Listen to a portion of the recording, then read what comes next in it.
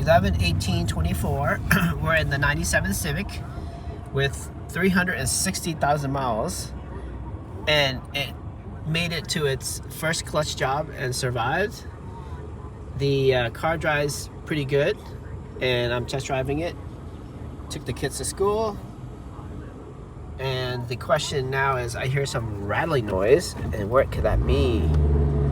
Well, when I rev the motor, I don't hear that noise, so I don't think it's related to the engine. So let's continue diagnosing what this noise is, but it is not a showstopper from a user using this car.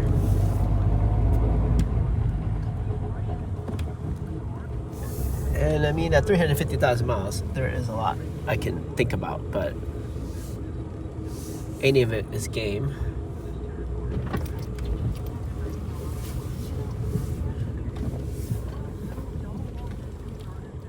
Okay. So when I don't move, I don't hear that noise. When I rev the motor up, I don't hear that noise. The AC and the heater works great in this car, but it wasn't ever a problem. But still, at 360,000 miles, this car is great.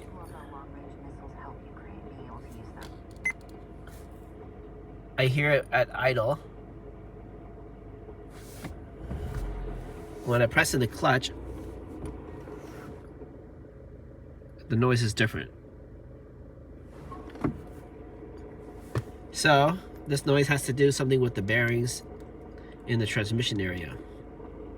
So when we did the clutch job, there's this lever that when the hydraulics touch, it moves the lever, and the lever is like a throwout bearing. It goes inside and spins.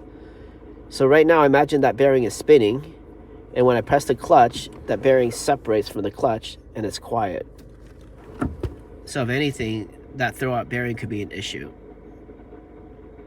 And inside the clutch, where the shaft goes into, inside the flywheel area, there's another bearing.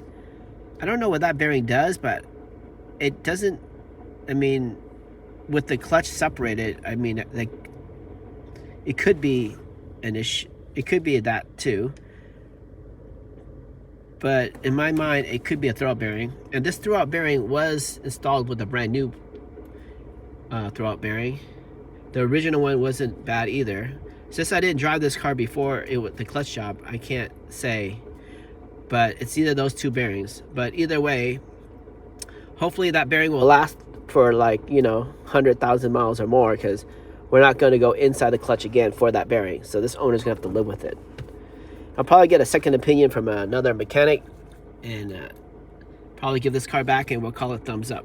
But it would have been so nice if the car was so smooth.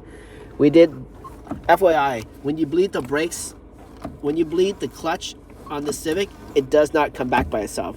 You got to take your hand and come back. Once it comes back, and then you can feel the pedal.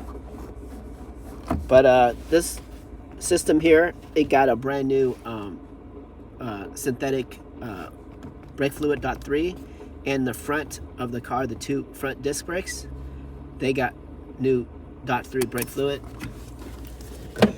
And this car that we're talking about has the VIN number 92225 at the end. And the car is showing a little bit of its age. Check it out up there. I don't know why manufacturers can't make better headliners, but I guess it's a material and a heat and a vibration thing that's really hard to overcome over like 30 years. But this car is really nice inside. Okay, thanks for watching. 97 Civic clutch, Riskers, what do you call that? Bucket list to do is checked off. Ching ching. The only thing I regret about this is not bringing my daughter underneath the car to show her how a clutch physically works when it's separated. Because in her generation, I think cars are like probably 2% to 3% now in the year 2024. So by the time she drives, it's going to be less and less. And this stick shifting is like, huh? It's kind of like a dial-up phone now, where you just don't even know what this thing does anymore. Like, what is it?